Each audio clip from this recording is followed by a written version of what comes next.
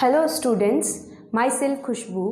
आज हम पढ़ेंगे क्लास 9th साइंस का chapter first, matter in our surroundings. Matter in our surroundings, what is matter?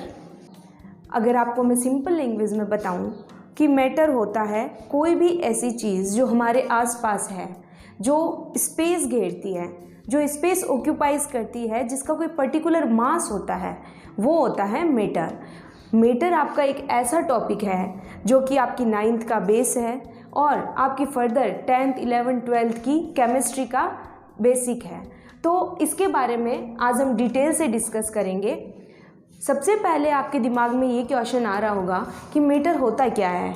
पढ़ते आ रहे हो, सुनते आ रहे हो, तो मैं आपको मैटर की एक सिंपल सी डेफिनेशन बताऊं। What is matter? Anything that occupies space and have some mass. कोई भी चीज़ जो जगह घेरती हो, जिसका कोई मास हो, जिसमें कोई वेट हो, वो होता है मैटर। मैं आपको ये मार्कर बता रही हूँ, ये मार्कर है, इसका ये एक पर्टिकुलर शेप है और इसको अगर हम रखेंगे तो ये एक स्पेस घेरेगा। वो स्पेस होता है, वो होता है मैटर। अब आप आगे देखेंगे कि सबसे पहले मैटर कितने स्टेट्स में होता है, मैटर कितने टाइप का होता है। तो मैं आपको बताऊं, मैटर 3 टाइप्स के होते हैं। ऐसे तो आपके मैटर के 5 टाइप्स होते हैं, लेकिन वो टाइप्स आपको आगे की क्लासेस में पढ़ने को मिलेंगे, 11th क्लास में आएंगे। अभी के लिए आपको मैं 3 स्टेट्स के बारे में बताऊंगी, 3 टाइप्स के बारे में बताऊंगी। पहला है सॉलिड, लिक्विड एंड गैस, जो कि आप काफ़ी सालों से पिछली क्लासेस से पढ़ते आ रहे हैं। इनसे पहले इनका जो मेन छोटा सा पार्ट है वो बताती हूँ मैं आपको, वो होता है एटम। इसको समझाने के लिए फॉर एग्जांपल, कोई भी चीज़ है जिसके आप छोटा छोटा पार्ट करते जाओ, छोटे से छोटा टुकड़ा करते जाओ। फॉर एग्जांपल, आपने एक पेपर लिया, आप उसको फाड़ते जा रहे हो, एट लास्ट वो एक ऐसी कंडीशन में आ जाता है जिसको कि आप आगे नहीं फाड़ सकते। तो वो जो कंडीशन होती है, जो अनडिविजिबल होती है, वो होती है एटम। मतलब कोई भी चीज़ जिसको आप आगे डिवाइड नहीं कर सको, जो उसका लास्ट कंडीशन हो, वो होता है एटम। या फिर आप सिंपल शब्दों में ये कह सकते हो, सबसे छोटा पार्ट, स्मॉलेस्ट पार्ट। इसकी डेफिनेशन देखिए, the smallest unit of any state of matter is called atom. मतलब मैटर की कोई भी टाइप, उसका सबसे छोटा पार्ट, सबसे स्मॉलेस्ट पार्ट, वो होता है एटम। और वो छोटे पार्ट मिलके एक बड़ी चीज़ बनाते हैं, जिसके 3 फॉर्म बन जाते हैं, सॉलिड, लिक्विड एंड गैस। आपको मैं एटम की एक और डेफिनेशन बताऊं। Atom is the basic functional and structural unit of any state of matter. Atom होता है वो किसी भी मैटर के स्टेट का फंक्शनल और स्ट्रक्चरल बेसिक यूनिट होता है। जैसे कि आप जैसे आप बेंच पे पढ़ते हो, आप उस बेंच के छोटे टुकड़े करते जाओ, उसका एट लास्ट ऐसा पॉइंट आएगा जो कि आगे अनडिविजिबल होगा, वो होता है एटम। वो उसका फंक्शनल स्ट्रक्चर भी होता है और उसका सबसे छोटा पार्ट भी होता है।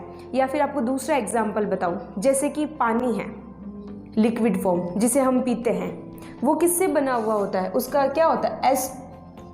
H2X।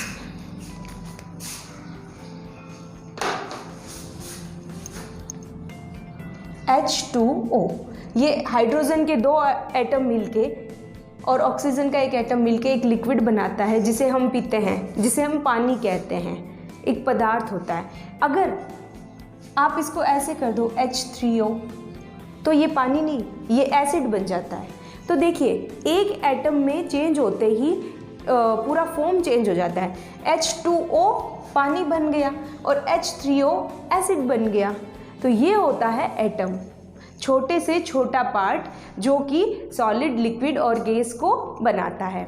चलिए अब हम आगे देखते हैं मैटर के 3 state, solid, liquid and gas. Solid क्या होता है पता है आपको? सॉलिड होता है जैसे कोई भारी चीज़ रखी हुई है या फिर एक ऐसा सरफेस जिसको हम दबा लो, हाथ से मुक्का मार दो, पिचका दो, उसको कोई फ़र्क नहीं पड़ता है, वो है जैसी कंडीशन में रहता है, वो होता है सॉलिड। फॉर एग्ज़ाम्पल ये दीवार जो आपको दिख रही है, आप इसमें ज़ोर से मुक्का मार लो, आप इसके साथ कुछ भी कर लो, ये पिचकेगी नहीं, ये टूटेगी नहीं, ये होता है सॉलिड जिसका हम फॉर्म नहीं बदल सकते, जो अपना स्पेस है वो नहीं छोड़ता है, वो होता है सॉलिड। सेकेंड फॉर्म होता है लिक्विड। आप पानी होता है, पानी में आप हाथ डाल सकते हैं आसानी से, तो वो होता है लिक्विड। या फिर आप दूध है, चाय है, जैसे आपने दूध में शुगर मिलाया और उसको चम्मच डाल के आप मिला रहे हो, तो वो चम्मच उसके अंदर आसानी से जा रहा है, तो वो होता है लिक्विड। और लास्ट होता है गैस। अब आप कहोगे कि भाई गैस मैटर कैसे हो सकता है, गैस कैसे मास हो सकता है, या फिर गैस कैसे स्पेस ऑक्यूपाइज कर सकता है। तो इसका सीधा सा एग्जांपल मैं आपको एक बताऊं। आप बलून लीजिए और उसमें हवा भरिए, तो धीरे धीरे वो बलून बड़ा होता जाएगा और उसका वेट भी बढ़ता जाएगा, तो उसका जो स्पेस है वो बलून है वो स्पेस ले रहा है, उसका शेप चेंज हो रहा है, और आप थोड़ी देर बाद देखोगे अगर उसमें हमने हवा डाली है तो उसमें थोड़ा वेट भी आ जाएगा। तो देखो हुई ना, गैस भी एक मैटर है जो कि स्पेस भी घेरता है और उसमें मास भी होता है।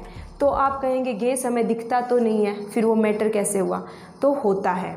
आगे हम पढ़ेंगे सॉलिड, लिक्विड एंड गैस तीनों के बारे में। अगर आपको ये कह दिया जाए कि right the difference between solid, liquid and gas, या फिर आपको उनकी क्वालिटीज़ पूछ ले या कैरेक्टरिस्टिक्स पूछ ले, तो आप उसको आसानी से इस फॉर्म में बता सकते हो। देखिए, सबसे पहले है सॉलिड, फिर है लिक्विड और फिर है गैस।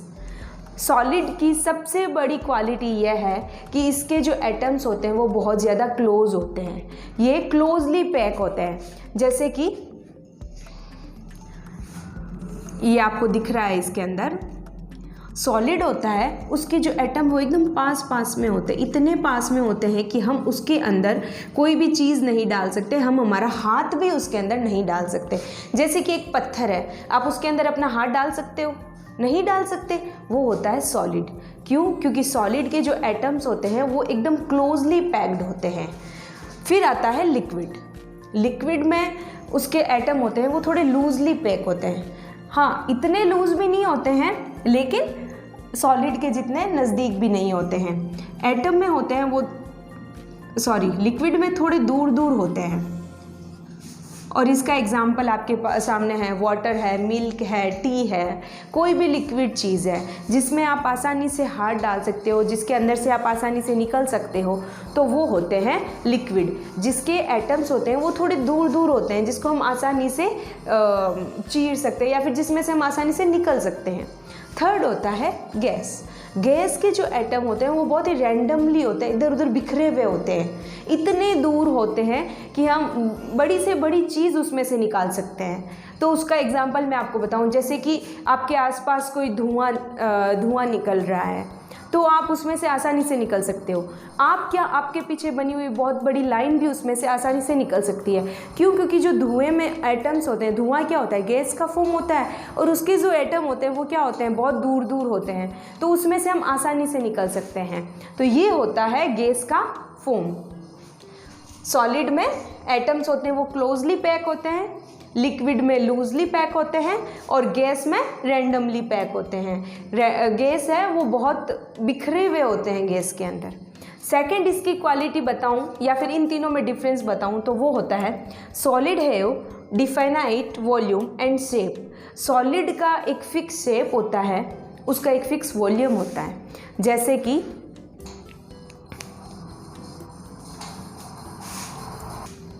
Volume and shape. तो सॉलिड का जो वॉल्यूम होता है, जो शेप होता है, वो फिक्स्ड होता है, उसको आप बदल नहीं सकते। जैसे ऐसा तो नहीं है ना, जैसे आप ये मार्कर है, इसको मैं ऐसे कुछ भी करूँ तो इसका शेप चेंज नहीं होगा, इसका जो शेप है वही रहेगा। आप कोई भी चीज़ ले लीजिए, जैसे ये दीवार है तो मैं इसमें मुक्का मारूंगी तो ऐसा तो नहीं है ना कि इसमें छेद हो जाएगा। तो सॉलिड का जो वॉल्यूम और शेप होता है वो फिक्स्ड होता है। उसके बाद आता है लिक्विड। लिक्विड है definite volume but not definite shape. Liquid का वॉल्यूम तो फिक्स होता है लेकिन उसका शेप फिक्स नहीं होता है। जैसे कि आपने एक ग्लास के अंदर मिल्क डाला तो उसका शेप है वो उस ग्लास के अकॉर्डिंग हो गया। अगर आपने उस मिल्क को एक बड़े कंटेनर के अंदर डाल दिया तो उस मिल्क का शेप है उस कंटेनर के अकॉर्डिंग हो जाएगा, लेकिन उसका वॉल्यूम तो फिक्स होता है। जैसे कि लिक्विड कोई भी चीज़ है तो वो आपको लीटर के हिसाब से मेज़र करके दिया जाएगा। ऐसा तो नहीं है ना कि आप 5 रुपये लेके चले गए और दूध वाले ने आपको ऐसे 5 किलो दूध दे दिया 5 रुपये का, नहीं देते, क्योंकि उसका एक फिक्स्ड होता है। तो लिक्विड होता है उसका वॉल्यूम फिक्स नहीं होता है लेकिन उसका लिक्विड का शेप फिक्स नहीं होता है लेकिन उसका वॉल्यूम है वो फिक्स होता है, जिसे हम लीटर में या उसका जो भी होता है उसमें मेज़र करके काम में लिया जाता है। लास्ट है gas. Gas does not have definite shape and volume. Gas का ना तो कोई डेफिनाइट वॉल्यूम होता है ना ही कोई शेप होता है। इसको आप जिस भी कंटेनर में डालोगे उस कंटेनर के अकॉर्डिंग उसका वॉल्यूम और शेप लिया जाएगा। उसका खुद का कोई भी गैस का कोई भी शेप या वॉल्यूम नहीं होता है। नेक्स्ट हम बात करें सॉलिड है रिजिडिटी। रिजिडिटी क्या होती है? जैसे कि मैं आपको कहूँ रिजिडिटी मैं आपको बताऊँ, जैसे सॉलिड है आप उसके साथ, जैसे ये दीवार है आपकी इसके साथ टक्कर हुई तो आपको ज़रूर चोट लग जाएगी लेकिन दीवार के कुछ नहीं होगा। तो सॉलिड होता है वो बहुत रिजिड होता है, उसको हम आसानी से तोड़ नहीं सकते। सेकंड है liquid does not have rigidity. Liquid है आप उसमें ज़ोर से पंच मारो आपको कोई चोट नहीं लगेगी, लेकिन आपको एक बात और ध्यान में रखनी है कि लिक्विड में ना के बराबर लेकिन थोड़ी सी रिजिडिटी होती है। जैसे कि मैं आपको बताऊं, पानी का बड़ा टैंकर है, ठीक है, और उसमें बड़ा वाला पाइप लगा हुआ है और आप उस पाइप के जस्ट सामने खड़े हो और जैसे ही वो पानी स्टार्ट होता है वो बहुत ज़्यादा वॉल्यूम के अंदर बाहर आता है तो आप उस पानी के वॉल्यूम से पीछे ज़रूर धक्का खा के गिर जाओगे। तो लिक्विड में ना के बराबर ही सही लेकिन थोड़ी सी रिजिडिटी ज़रूर होती है। Gas does not have rigidity. Gas में कोई रिजिडिटी नहीं होती है। जैसे कि आप अगरबत्ती जला रहे हो और उसमें से धुआं निकल रहा है तो आप उसके अंदर हाथ को ऐसे वैसे कुछ भी करो, आप उस धुएं से बिल्कुल भी इफ़ेक्ट नहीं करोगे, आपको कोई चोट नहीं लगेगी। तो वो होता है gas. Gas does not have rigidity. Gas बिल्कुल भी रिजिडिटी वाला नहीं होता है। नेक्स्ट, सॉलिड में फ्लूइडिटी की बात करते हैं तो डज नॉट हैव फ्लूइडिटी। आप एक शक्कर की क्यूब ले रहे हो, आपने उसको जहाँ पे रखा वो वहीं रहेगी, वो आगे फ्लू नहीं करेगी, वो आगे नहीं बढ़ेगी खुद से। सेकेंड हम लेते हैं लिक्विड हैव फ्लूइडिटी। जैसे कि आपने थोड़ा सा पानी गिराया कहीं पे भी तो वो धीरे धीरे आगे बढ़ता बढ़ता अपनी जगह छोड़ देगा, या फिर आपने कहीं पे भी ऑयल गिराया तो वो धीरे धीरे दूसरी जगह बहता हुआ चला जाएगा। तो लिक्विड में क्या होता है? फ्लूइडिटी होती है। नेक्स्ट है गैस। गैस में मैक्सिमम फ्लूइडिटी होती है। गैस में मैक्सिमम फ्लूइडिटी होती है। जैसे कि आपने गैस ऑन किया, ठीक है, तो आपको थोड़ी सी देर में उसकी स्मेल आने लग जाएगी, वो पूरे घर में फैल जाएगी। या फिर आप कहीं भी घर में चुप के कोने में जाके आप परफ्यूम लगा रहे हो लेकिन घर के हर एक कोने में उसकी स्मेल चली जाएगी। क्यों? क्योंकि वो होता है गैसियस फॉर्म। और गैस में क्या होती है? मैक्सिमम फ्लूइडिटी होती है, वो बहुत ज़्यादा फैलता है। सॉलिड बिल्कुल भी फ्लूइडिटी नहीं होती है, उसको जब हम खुद आगे बढ़ाएंगे तभी वो आगे बढ़ेगा। इसका एग्जाम्पल है जैसे कि शक्कर की क्यूब, आपने उसको जहाँ रखा वो वहीं रहेगी, खुद से आगे नहीं बढ़ेगी। लिक्विड में फ्लूइडिटी होती है, वो धीरे धीरे अपनी जगह छोड़ के आगे बढ़ती है। और लास्ट होता है गैस, जो कि मैक्सिमम फ्लूइडिटी वाला होता है, उसको किसी भी बेसिक इफेक्ट की नीड नहीं होती है, वो खुद से ही आगे से आगे फैलता जाता है। तो स्टूडेंट्स, अभी हमने देखा सॉलिड, लिक्विड और गैस के बीच में डिफरेंस, तीनों की अलग अलग क्वालिटीज़। अब हम देखते हैं कि क्या ये जो 3 स्टेट हैं सॉलिड, लिक्विड एंड गैस, इनको हम आपस में इंटरचेंज कर सकते हैं? मतलब सॉलिड को गैस में, गैस को लिक्विड में कन्वर्ट कर सकते हैं? तो देखिए, हम आसानी से सॉलिड को गैस में, गैस को लिक्विड में, लिक्विड को सॉलिड में या सॉलिड को लिक्विड में चेंज कर सकते हैं। इसका सिंपल सा एग्जाम्पल आपने अपने दिमाग में सोच लिया होगा। इसका सिंपल सा एग्जाम्पल है वाटर, पानी, जिसे अगर उसका सॉलिड रूप देखा जाए तो क्या होता है, आइस होता है। वाटर का सॉलिड क्या होता है, आइस, और उसका लिक्विड फॉर्म क्या होता है, वाटर, और उसका गैसियस फॉर्म होता है इवापोरेशन यानी कि भाप। सॉलिड बर्फ को हम आसानी से पानी में बदल सकते हैं, तो वो हो गया उसका लिक्विड फॉर्म। और वाटर को हम आसानी से गैस में बदल सकते हैं। जैसे ही हम वाटर को बॉईल करते हैं तो वो भाप बन के ऊपर उड़ना स्टार्ट हो जाता है, तो वो इवापोरेशन, वो जो इवापोरेट होती है, जो भाप होती है, वो उसका होता है गैसियस फॉर्म, जिसको हम देखते हैं। जैसे आपने पानी को गर्म किया और उसके ऊपर ढक्कन लगा दिया, थोड़ी देर बाद जब आप देखोगे, जैसे आप उस ढक्कन को हटा रहे हो तो उसमें से पानी की बूंदें गिर रही है। वो पानी कहाँ से आया, वो होता है गैस होती है जो भाप बन के ऊपर उड़ती है और ढक्कन से टकरा के वापस है वो पानी में कन्वर्ट हो जाती है। तो हम देखते हैं सॉलिड, लिक्विड एंड गैस, इनका आपस में इंटरचेंज। अब आप ये सोचेंगे कि चलो सॉलिड को तो लिक्विड में चेंज कर सकते हैं, लेकिन सॉलिड को गैस फॉर्म में चेंज कर सकते हैं? जी हाँ, कर सकते हैं। इसका एग्जाम्पल होता है नेफ्थलीन बॉल्स। आपने देखा होगा घरों में हम जो कपड़े होते हैं उसके अंदर एक वाइट कलर की मम्मी बॉल्स डाल के रखती है ताकि कपड़ों में कीड़े नहीं लगे, एक अलग सी स्मेल होती है उसके अंदर। वो नेफ्थलीन बॉल्स होती है, वो सॉलिड फॉर्म होता है और वो डायरेक्ट गैस में कन्वर्ट होता है। तो सॉलिड का गैसियस फॉर्म और गैस का सॉलिड फॉर्म भी बन सकता है, ये आपस में इंटरचेंज हो सकते हैं।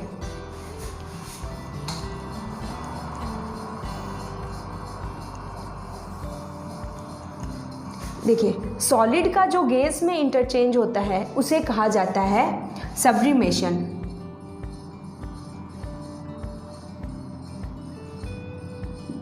सॉलिड का गैस फॉर्म में चेंज होता है सब्लिमेशन, और गैस का सॉलिड फॉर्म में चेंज है उसको भी आप सब्लिमेशन कह सकते हैं।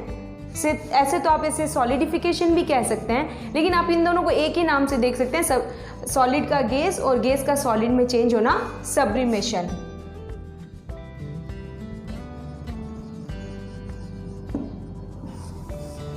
फिर लिक्विड को गैस और गैस को लिक्विड। लिक्विड जैसे कि पानी है, उसको आपने गर्म किया तो वो भाप बन गया, तो उसको कहा जाता है इवापोरेशन। क्या कहा जाता है, इवापोरेशन।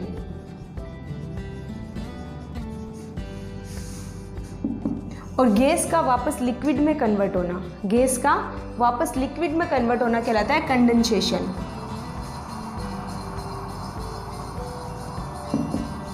लिक्विड का गैस और गैस का लिक्विड, इवापोरेशन और कंडेंसेशन। लिक्विड का सॉलिड में और सॉलिड का लिक्विड में चेंज होना, लिक्विड का सॉलिड में चेंज होना कहलाता है सॉलिडिफिकेशन।